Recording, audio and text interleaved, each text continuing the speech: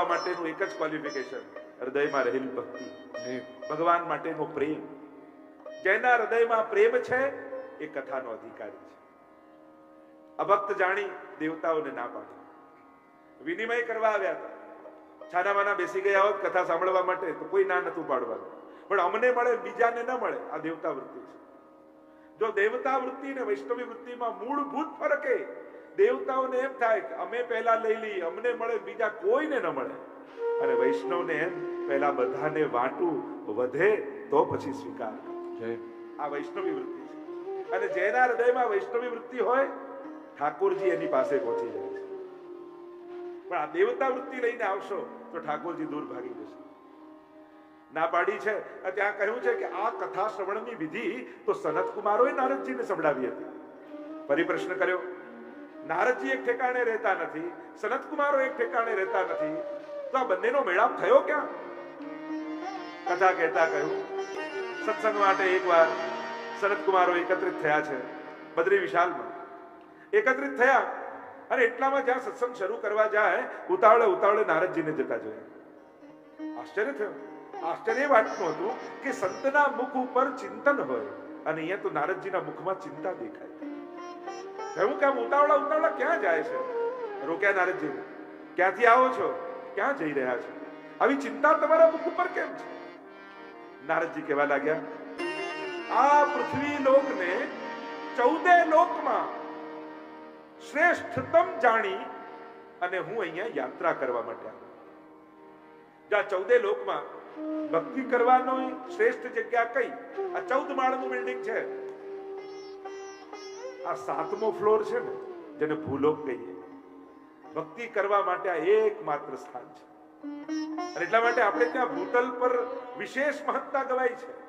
કારણ કે ભક્તિ જે ભૂતલ પર થઈ શકે છે એ તો વૈકુંઠમાં નથી થઈ શકતી. કોઈ સ્વર્ગનું એવું ચિત્ર તમે જોયું કે હાથમાં માળા લઈને બધા દેવતાઓ પાઠ કરતા હોય કે માળા કરતા હોય? ત્યાં તો ભોગો ભોગવાતા હોય એવું સાંભળ્યું છે.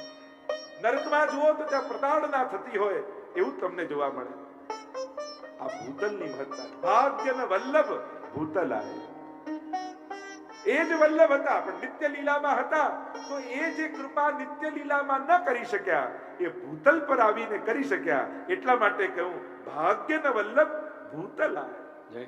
એ વલ્લભ સ્વરૂપે સ્વામિનીજી ભૂતલ પર આવ્યા તો આપણે બધાને સેવાનો અધિકાર મળ્યો. બાકી લીલામાં તો સ્વામીજી જ સેવા કરી. એ સ્વામીજીએ કૃપા કરી, આચાર્ય રૂપ ધારણ કર્યું અને ભૂતલ પર આવીને બધાને આ દાન આપ્યું. એ રીતે પૃથ્વીને સર્વોત્તમ જાણો. પણ પુરાણોમાં ક્યાંક ક્યાંક પૃથ્વી શબ્દ કેવલ ભારત માટે વપરાય છે.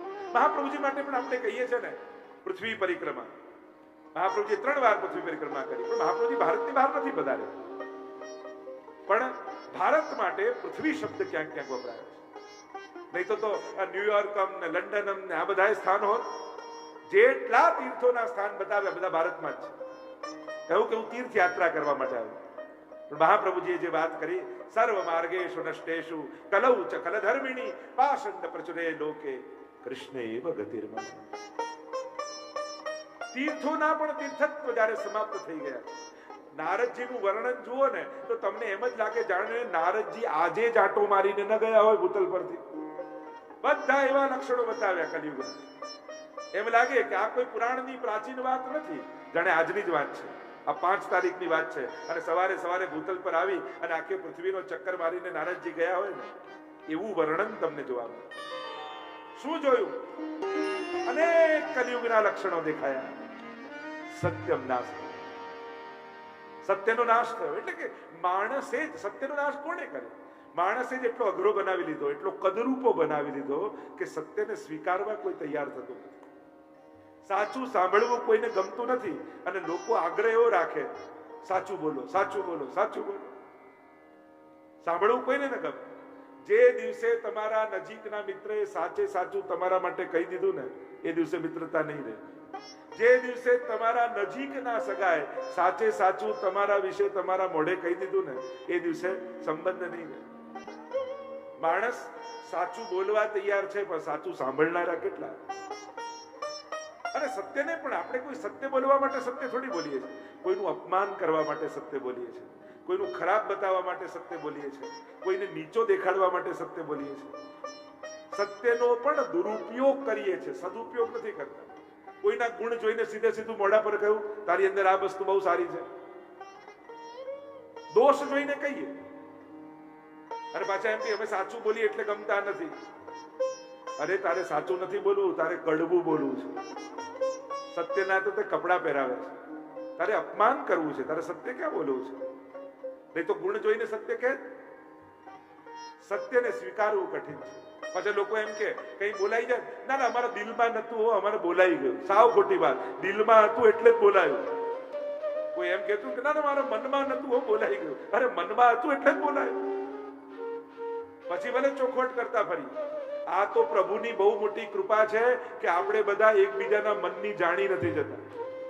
જે દિવસે ઠાકોરજી એવી આશીર્વાદ આપી દે ને, કાલથી તું અંતર્યામી થઈ જઈશ, તમારું જીવન નર્ક જેવું થઈ જશે. ઠાકોરજીની સૌથી મોટી કૃપા આ જીવનમાં એ છે કે પ્રભુ આપણી બધી ઈચ્છાઓ પૂરી નથી કરતા. જે દિવસે ઠાકોરજી એવા આશીર્વાદ આપશે ને, જ્યાં તારી બધી જ ઈચ્છા પૂરી થશે, પછી તમને કોઈ દુશ્મનની જરૂર નથી. તમારા પતન માટે તમારી ઈચ્છાઓ જ કાફી છે. આપણને આપણી ઈચ્છા ઉપર કોઈ કંટ્રોલ થોડી છે. આજે કયો વિચાર આવ્યો ને કાલે કયો વિચાર આવે, આ ક્ષણે કયો વિચાર આવે ને બીજી ક્ષણે કયો વિચાર આવે. આપણને આપણી ઈચ્છા ઉપર પણ કોઈ કંટ્રોલ ખરો? આપણા પતન માટે, આપણા સર્વનાશ માટે આપણું મન જ કાફી છે. કોઈ દુશ્મનની જરૂર નથી. જો આશીર્વાદ મળી જાય, તારા મનના ધાર્યું બધું જ થાય, પછી તો સર્વનાશ. પ્રભુ કૃપા કરીને આપણું ધારેલું પૂરું ન કરી આપણને કેટલા પાપોથી પ્રભુ બચાવી લે છે. જો પ્રભુએ વિક્ષેપ ન કર્યો હોત, સંજોગો વિપરીત ન કર્યા હોત, તો વિચાર કરો આ હાથે કેટલા પાપ થઈ ગયા હોત. આ જીવનમાં કેટલા પાપો આપણે કરી નાખ્યા હોત. જો અનુકૂળતાઓ ન મળી હોત તો પ્રતિકૂળતાઓ સામે હતી એટલે ન થઈ શક્યા. તો એ પ્રતિકૂળતા માટે ઠાકોરજીનો આભાર માનવો રહ્યો કે નહીં? એ સમય તો આપણને કડવું લાગે, ન ગમે. અરે મેં ધાર્યું એ થયું નહીં, ન ગમે જરાય. પણ જ્યારે તમને સમજાઈ જાય ને કે એ સમય સારું થયું ન થયું, એ જ ક્ષણે ઠાકોરજીનો આભાર માની લેજો કે પ્રભુ આપે ખૂબ કૃપા કરી, મને પાપ કરતા આપે રોકી દીધું. ઠાકોરજી હાથ પકડીને ક્યારે કરાવતા નથી અને હાથ પકડીને ક્યારે રોકતા નથી. પ્રભુ સંજોગો કાપી અને સત્કર્મો કરાવે છે અને પ્રભુ સંજોગો આપીને પાપથી રોકે છે. પણ આપણે સમજી જવાનું, આ સંજોગો ઠાકોરજી ઊભા કરેલા હતા, પ્રભુ નિર્મિત હતા. આપણને ન સમજાયું કે પ્રભુએ રોક્યો, પ્રભુએ આપ્યું. પણ ભક્ત સમજી જાય, ભાગવત સાંભળનારો સમજી જાય. જો આ ભાગવત તમને એવી સમજણ આપી દેશે કે પ્રભુ પ્રગટ થઈ જાઓ, એ ઈચ્છા પણ ખતમ કરી નાખશે ભાગવત. એ આકાંક્ષા પણ નહીં. કારણ કે પ્રભુને અનુભવવા માટે એના પ્રગટ થવાની શરત રાખવાની જરૂર જ નથી. હું તો ઘણી વાર કહું ને, થોડું કરીને આગળ આગળ દેખાય માણસ અને બધું કરી ક્યાંય ન દેખાય, એ જ તો ભગવાન છે. એ જ તો એની ભગવત્તા છે. એને દેખાવાની આદત જ નથી. સત્યમ નાસ્તિ તપ, તપ જતું રહ્યું. અને તપ એટલે શું? શું બધું છોડી કરીને જંગલમાં જઈને બેસીશું? હવે તો ફોરેસ્ટ ડિપાર્ટમેન્ટ વાળા બેસવાય દેવાના છે, ત્યાંથી એ ઉપાડીને ઘરે મોકલી દેશે. તપ એટલે પ્રભુએ જેવા સંજોગો આપ્યા છે, જેવી પરિસ્થિતિ આપી છે, જેવા સ્વજનો આપ્યા છે, એને પ્રભુનો પ્રસાદ માની હસતા મોઢે જીવવું, એનું જ નામ તપ છે. અને સાચો તપસ્વી ગ્રહસ્થી જ છે. સંન્યાસીને બહુ તપવું નથી પડતું, પણ આ ગ્રહસ્થીને તો રોજ તપવું પડે. સવારથી સાંજ સુધી કેટલી ઈચ્છાઓ મારીને માણસ જીવતો હોય. એમ થાય કે બહાર જવાનો સમય, આપણે ફરવા જઈએ, બધું જ નક્કી કર્યું, એટલે નાના બાળક હોય ઘરમાં અને બીમાર પડે, તાવ આવવાના, બધું કેન્સલ. આજે આ બનાવવું છે, દીકરો કે આ કરો, બધું કેન્સલ. કેટલું તપ ગ્રહસ્થી માણસ કરતો હોય છે. જો આમ કરીશ ને તો બાને નહીં ગમે, આવું કરીશ તો બાપુજીને નહીં ગમે, આમ કરીશ તો મારા ભાઈને નહીં ગમે. કેટલા લોકોના મન સાચવવા માણસ પોતાના મનને કેટલી વાર મારતો હોય. શું આ એનું તપ નથી? એ ગ્રસ્તીઓ, આ તમારું તપ જ છે. તમે જે રીતે સંસારમાં મન મારીને પણ ભેગા રહેવાની વૃત્તિ રાખો છો ને, એ તમારું ગ્રહસ્થીનું તપ છે. તમે એને નાનું ન ગણો. આપણે તો બહુ આ સંતો અને સંન્યાસીઓના પ્રવચનો સાંભળીને આપણને એમ લાગે કે આ ઘરમાં રહેવું ને સંસારમાં રહેવું જાણે પાપ જ છે, આ બધું છોડીને જઈએ એ જ સારું. અરે ના, સંન્યાસીઓ તો દુનિયામાં જેટલા જોઈતા હતા ને એટલા થઈ ગયા છે. હવે સારા સંસારીઓની જરૂર છે. સારા પિતા કેવા હોય, સારી માતા કેવી હોય, સારો પતિ કેવો હોય, સારી પત્ની કેવી હોય. હવે આઈડિયલ સંસારીઓની સમાજને વધારે જરૂર છે. કારણ કે કોની આગળ આંગળી ચીંધીને કહેશો કે વૈષ્ણવનો પરિવાર આવો હોય, એક પિતા આવા હોય, એક બા આવા હોય, એક પતિ આવો હોય, પત્ની આવી હોય. આદર્શ સંબંધીઓ સમાપ્ત થઈ જશે. અને જે સમાજમાં આઈડિયલો ખતમ થઈ જાય ને, એ સમાજ દિશા શૂન્ય થઈ જાય છે. એટલે બહુ જ મહત્વનું છે જીવનમાં તમારા આદર્શ પાત્રો કોણ છે. બહુ જ મહત્વનું છે. તમારા બાળકોને પણ કોઈ આદર્શ ને ચીંધજો કે આઈડિયલ લોકો આવા હોય. કોને ફોલો કરાય? નબળા લોકોને સમાજ ફોલો કરશે તો આખો સમાજ નબળાઈ તરફ જશે. આદર્શ લોકોને ફોલો કરશે તો આદર્શતા તરફ સમાજ જશે. એટલે પ્રયાસ કરો. અહીંયા કહ્યું સત્યમ નાસ્તિ તપ શૌચમ, પવિત્રતા જતી રહી. શું આપણા ઘરનું માટલું કે ફ્રીજ એટલું પવિત્ર ખરું કે કોઈ વૈષ્ણવ કે કોઈ બ્રાહ્મણ ઘરે આવે તો એને પાણી પીવડાવી શકીએ, જલ પીવડાવી શકીએ? એક વૈષ્ણવનું ઘર કેવું હોય એ આપણે ચિંતન કરીએ. પવિત્રતા જરૂરી છે, પણ એનો અતિરેક પણ ન થવો જોઈએ. આચાર વિચાર સંયોગ સદાચાર, સદાચાર હોવો જોઈએ. ન અનાચાર કરો, ન અત્યાચાર કરો, પણ સદાચાર જરૂર રાખો.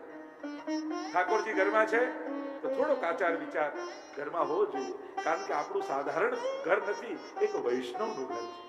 આપણું ઘર સાધારણ ઘર નથી. જે ઘરમાં ઠાકોરજી બિરાજે છે એવો એક વૈષ્ણવ પરિવાર આપણો છે. થોડોક વિવેક. અને હવે તો કોરોનાએ ઘણું બધું શીખવાડી દીધું બધાને. જે કાયમ ખીજાતા હતા કે આ પુષ્ટિ માર્ગમાં શું વારે ઘડીએ હાથ ધુઓ, હાથ ધુઓ, હાથ ધુઓ, એમને આદત પડી ગઈ આ 2 વર્ષ હાથ ધોવાની. આ શું આમ રોટલી અધ્ધરથી મૂકો છો? એ લોકો અધ્ધરથી મુકતા થઈ ગયા. જે સમય દવા ના હોય એ સમય પ્રિકોશન હોય. એ સમય આજે 200-500 વર્ષ કોઈ દવાઓ નથી તો પ્રિકોશન્સ હતા. અને એને ધર્મનું સ્વરૂપ આપી અને મનુષ્ય વધારે સ્વસ્થ જીવન જીવી શકે, રોગ એના જીવનમાં ના આવે એના માટેનો પ્રયાસ હતો. પણ એને પછી આપણે એટલો બધો અતિરેક કરી નાખ્યો કે અત્યારે બા સેવામાં છે, જો કોઈ સેવાના ઓરડામાં ગયું તો આવી બન્યું. એવા ગુસ્સામાં ભરતા હોય, હમણાં બોલાવતા નહીં, સેવામાં છે. અરે સેવામાં પ્રસન્નતામાં હોવું જોઈએ કે ક્રોધમાં? દૂર જા, આગો જા, અડતો નહીં, અડતો નહીં. અને પછી એવા આઘા યુવાનો ગયા કે એમને થયું કે આ તો આપણાથી થશે જ નહીં. તો આવું કદરૂપનું સ્વરૂપ પણ અપરસનું ન થઈ જવું જોઈએ. અપરસનો અર્થ તું મને અડતો નહીં એવું નથી થતો. અપરસનો અર્થ થાય છે તું સ્નાન કરીને મારી જોડે આવી જા. આપણે બંને કેમ જુદા રહીએ? હું ઠાકોરજીની સેવા કરતો તું જુદો કેમ રહે? ચલ તું સ્નાન કર, તું અપરસ કરીને આવી જા મારી જોડે. અપરસનો અર્થ અપ એટલે ભગવદ રસ, અને ભગવદ રસમાં ભીજાવું એને જ અપરસ કહેવાય. વૈષ્ણવી સૃષ્ટિ સમાજ સંગમિલ જીવન કો ફલ પાઈ. ધર્મને અઘરો ન બનાવો અને ધર્મને એવો પણ ન કરી નાખો કે જ્યાં ઠાકોરજીનું રિસ્પેક્ટ જ ન હોય. એક વિવેક એ દરેકના ઘરમાં ને પરિવારમાં હોવું જોઈએ.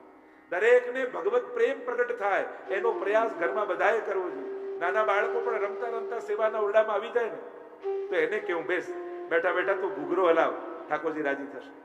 એ આવ્યો કેમ? દૂર જા, હજી કહેવા હજી તો તું આવ્યો નથી, આમ આમ કરી કરીને બગાડી નાખો. એટલે પેલા બાળકને થાય ઘરમાં બધે જવાય પણ બા બેઠા છે ત્યાં ન જવાય, પેલો દૂરથી જ ભાગી જાય. તો આવું કદરૂપ સેવાનું સ્વરૂપ ન કરતા મહાપ્રભુજીએ કેવું સુંદર રૂપ આપ્યું છે. પેલા અમ્મા ક્ષત્રાણીના તો બંને બાળકો ઠાકોરજી સાથે ખેલતા, માટીથી ઠાકોરજીને ખેલવતા. તો આપણે ત્યાં તો ઠાકોરજી બાળકોને જોઈને રાજી થાય. અમારા પ્રભુ તો બાળક છે, એમને તો પ્રસન્નતા થાય છે. એટલે સેવાનું રૂપ કદરૂપ ન કરતા. સત્યમ નાસ્તિ તપા શૌચમ દયા દાનમ ન વિદ્યતે ઉદરમ ભરીણો જીવા વરાકા કુંડ વાસિન મંદા સુમંદ મતયો મંદ ભાગ્યા યુપદ્રતા પાખંડે નિરતા સંતો વિરક્તા સપરિગ્રહ. લોકો મંદ ભાગી થયા છે. જ્યોતિષમાં પણ જે મોટા મોટા યોગો જે પહેલા ફળ આપતા એ આજે નથી આપતા. મંદભાગ્યાયુપત પાખંડી વિરતા સંતો વિરક્તા સ પરિગ્રહ. ચારે બાજુ જોયું, ઘર ઘરમાં ક્લેશ જોયો. કલયુગનું બીજું નામ ક્લેશ છે. નારદજીએ જોયું કે ઘર ઘરમાં ક્લેશ છે. અરે મહાપ્રભુજીને જ્યારે કૃષ્ણદાસ મેઘને પૂછ્યું કે ઠાકોરજીને શું ગમે અને શું ન ગમે, ત્યારે મહાપ્રભુજીએ કહ્યું ઠાકોરજીને ધુમાડો નથી ગમતો અને બીજું ઠાકોરજીને ક્લેશ નથી ગમતો. જેના ઘરમાં ઠાકોરજી વિરાજતા હોય ત્યાં ક્યારેય ક્લેશ ન હોવો જોઈએ, કોઈ પણ પ્રકારનો ક્લેશ. અને એમાં પણ ઠાકોરજી બાબતે તો ક્યારેય ક્લેશ થવો જ ન જોઈએ. પ્રભુ બે સામગ્રી ઓછી ચલાવી લેશે પણ તમારો ઝઘડો કરીને ધરેલી સામગ્રી પ્રભુને જરાય નહીં ગમે. ક્લેશ કરીને ધરેલી સામગ્રી પ્રભુને જરાય નહીં ગમે. એટલે પ્રભુ નિમિત્તે ક્યારે ક્લેશ ન કરતા. સમજાવવાનો પ્રયાસ થાય, કોશિશ થાય. જો સમજણ નથી ત્યાંથી ટ્રેન કરવા પડે, સમજણ આવે પછી એજ્યુકેટ કરવાના હોય. ત્યાં ટ્રેનિંગ પણ હોય. હું એમ નથી કહેતો કે શીખવાડીએ જ નહીં. મૂળ બાબત છે ક્યારે અને કઈ રીતે શીખવાડવું, એની ગેરસમજ આપણા બધામાં છે. 4 મહેમાન આવ્યા હોય ને એની આગળ તમે એનું અપમાન કરી દો બાળકનું, એ ક્યારે બીજી વાર સેવામાં નહીં આવે. આ તો માનતો જ નથી ને આ તો આવતો જ નથી, આમ કહેશો તો ક્યારે નહીં માને. આને તો ઘણો ભાવ છે. ત્યારે પણ ઠાકોરજી માટે કંઈ પણ લાવવાનું કહું તરત દોડીને લઈ આવે. પ્રભુ માટે ક્યારે ના પાડે. આમ 4 શબ્દ કહેશું જ નથી, દોડી દોડીને સેવા કરશે. મૂળ બાબત છે સમજાવવાના પ્રકાર. પ્રભુને ક્લેશ નથી ગમતો. નારદજીએ ઘર ઘરમાં ક્લેશ જોયો છે. અને ક્લેશ કેમ આવે છે એનું મૂળ કારણ પતિ પત્નીને સુધારવાની મહેનત કરે અને પત્ની પતિને સુધારવાની મહેનત કરે. એવું કહેતા ને કે પરણીને 10 વર્ષ થયા એટલે પત્ની એનિવર્સરી આવી એટલે પતિ માટે કહ્યું હવે તમે પહેલા જેવા રહ્યા નથી. તેજ બદલ્યો છે, બીજું કોણ બદલનારું છે? મૂળ વાત એ છે બધાને પોતાને અનુકૂળ બીજાને કરવા છે. અને એ મહેનતમાં ક્લેશ થાય. માણસના મનમાં જે જેવું છે એવું ન સ્વીકારવાને કારણે ક્લેશ થાય. બહુ સહજ છે. વૈવિધ્ય ભગવાનનું સર્જન જ છે અને વિવિધતાને નહીં સ્વીકારો તો વિરોધ બની જશે.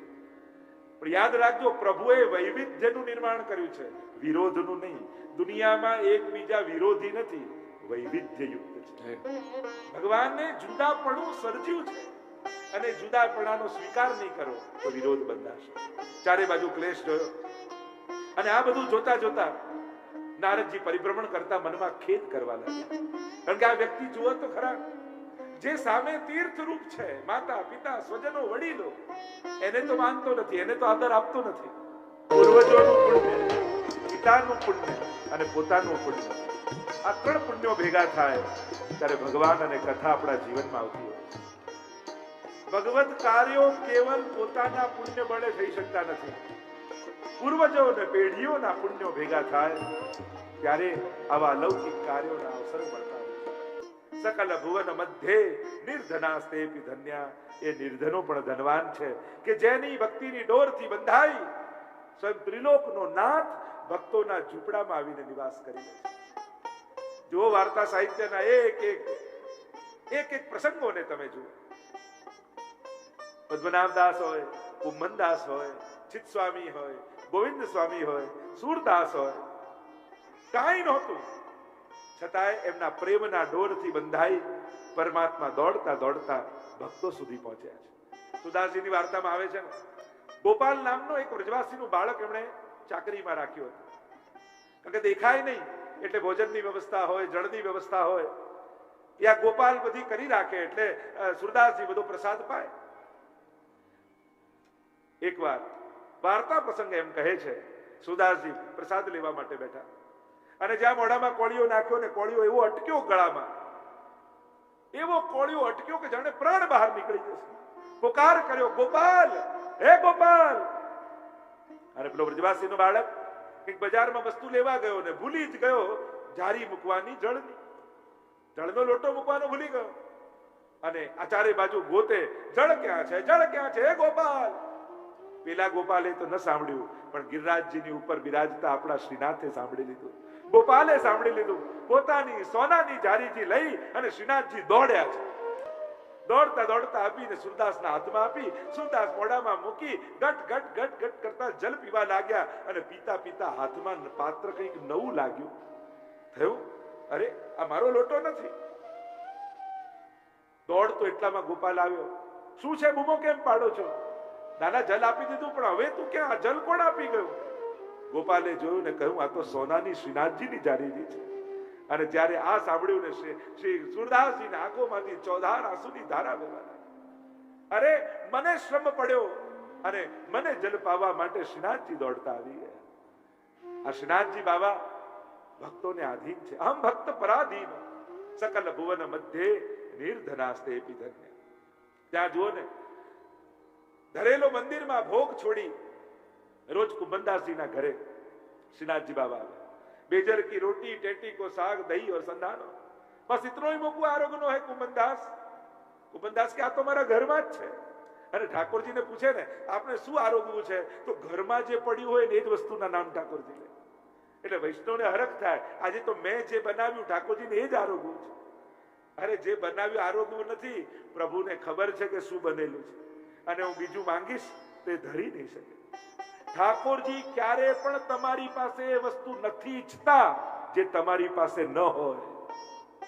એટલે ક્યારે પણ જીવ એ વસ્તુ માટે ન બાળતા કે પેલા એ ધર્યું ને હું તો ના ધરી શક્યો, પેલાના ઘરમાં છે ને મેં ના ધરી શક્યું. પ્રભુને જોઈતું જ નથી હોતું. જે તમારા સામર્થ્યમાં ન હોય, પ્રભુને વસ્તુ ગમતી જ નથી હોતી. પ્રભુને એની આકાંક્ષા જ ક્યારે નથી હોતી. એટલે ક્યારે પણ જીવે પોતાના સામર્થ્યની બહારની વસ્તુ નથી ધરી શકતા, એનો તાપ ન કરવો. એના માટે જીવ નહીં બાળવો. કારણ કે પ્રભુના માધુર્યને, પ્રભુના સ્નેહને તમે ઓળખતા નથી. પ્રભુને ભૂખ એટલી જ લાગે છે જેટલી તમારી વાટકી હોય. પ્રભુને ભૂખ એટલી જ લાગે છે જેટલી તમારી કટોરી હોય. એનાથી વધારે પ્રભુને ભૂખ જ નથી લાગતી.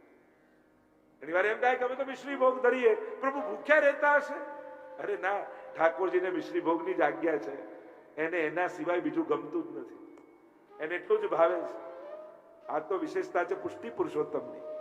પ્રભુ ક્યારે પણ તમારી અસમર્થતા તમને યાદ નહીં કરાવે. જોજો, ઇતિહાસમાં કાઢીને જોઈ લો, પ્રભુએ ક્યારે પણ કોઈ ભક્ત પાસે એવું માંગ્યું નથી જેથી એ ભક્તને સંકોચ કે શરમ લાગે કે હું આ ધરી નથી શકતો. એ તો સુદામાના પણ પ્રસંગના જુઓ તો તાંદુલ આરોગીને પણ પ્રસન્ન થાય. એમાં આનંદિત છે. એને ક્યાં અભાવ છે?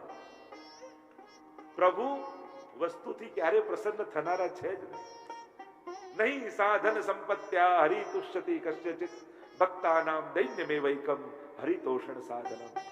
તમારો ધરવાનો ભાવ એને ઓડકાર લાવતો હોય છે, તમારી ધરેલી વસ્તુ નહીં. એને ઓડકાર તમારા ધરવાના ભાવથી આવે છે, તમારી વસ્તુઓથી નહીં. કારણ કે એને વસ્તુઓની ભૂખ લાગતી જ નથી. ભગવાન તો ભાવનો ભૂખ્યો છે. આપણે વારે ઘડી કહીએ ને, થાવ ભગવાન તો ભાવના ભૂખ્યા. આજે આપણે સમજ્યું, ભાવના ભૂખ્યા એટલે ધર્યું કે ધરાયું એ વસ્તુના નહીં, ધરવાનો જે ભાવ હતો ને એનાથી એને ઓડકાર આવે. પછી જે ધરવાનો ભાવ હોય. પદ્મનાભદાસજી ના છોલે આરોગ્યા મથુરાધીશ ને પછી જયારે ગિરધરજીએ પૂછ્યું, જયારે 56 ભોગ કર્યો અને પૂછ્યું બાબા આનંદ આવ્યો? કહ્યું કે આનંદ તો આવ્યો, પણ બહુ આનંદ નહીં આવ્યો જો પદ્મનાભદાસજી કે છોલા મેં આતો. આજ સુધીના ધરેલા 56 ભોગો ઇતિહાસમાંથી ભૂસાઈ ગયા, પણ પદ્મનાભદાસના છોલે તો આજે ઇતિહાસના પાને એટલા જીવંત છે. આજે પ્રભુની દાઢમાં એ છોલેનો સ્વાદ છે. એ મથુરાધીશ જ્યાં સુધી છોલે ના આરોગે ત્યાં સુધી એમને ઓડકાર નથી આવતો, એમને તૃપ્તિ નથી થતી. આવો અમારો ઠાકોરજી છે. એટલે મહાપ્રભુજી સમજાવે છે કે પ્રભુને સમજવામાં ગલતફહેમી ન કરતા. એ લૌકિક નથી. મનુતે નૈવ લૌકિકમ કૃષ્ણાત પરમ નાસ્તિ દૈવમ વસ્તુતો દોષવર્જિતમ. એ લૌકિકતાનો ભૂખ્યો નથી, એ લૌકિક વ્યવહારનો ભૂખ્યો નથી. એને લૌકિક સમજમાં નથી આવતું. એ પરમ અલૌકિક છે અને આપણને લૌકિક સિવાય કંઈ સૂઝતું જ નથી. આવું ન કર્યું ઠાકોરજીને ખોટું તો નહીં લાગી જાય ને? આવું ન ધર્યું ક્યાંક અપરાધ તો નહીં થઈ જાય ને? આપણે કેટલું બધું લૌકિક વિચારીએ પ્રભુ માટે, અને પ્રભુ કે મને લૌકિક વિચાર જ નથી આવતો. આ બધા તારા સંસારના વ્યવહાર છે અને આ સંસારના વ્યવહારો મારા કોઈ કામના નથી. હું તને જે આંખે જોઉં છું ને એની તો તને કલ્પના નથી. તું ભલે લૌકિક આંખે મને જોતો હોય, તું ભલે મને લૌકિક વ્યવહાર વાળો માનતો હોય, હું એવો છું જ નહીં. ખરેખર જે દિવસે ઠાકોરજીને સમજશો ને તો તમને એમ થશે, અરે હું શું વિચારતો હતો અને ઠાકોરજી કેવા નીકળ્યા. આ ભાગવત સાંભળીને એટલું તો સમજાશે કે ભગવાન મારી ધારણામાં હતા એવા નથી, ભગવાન તો અતિ કૃપાળુ છે.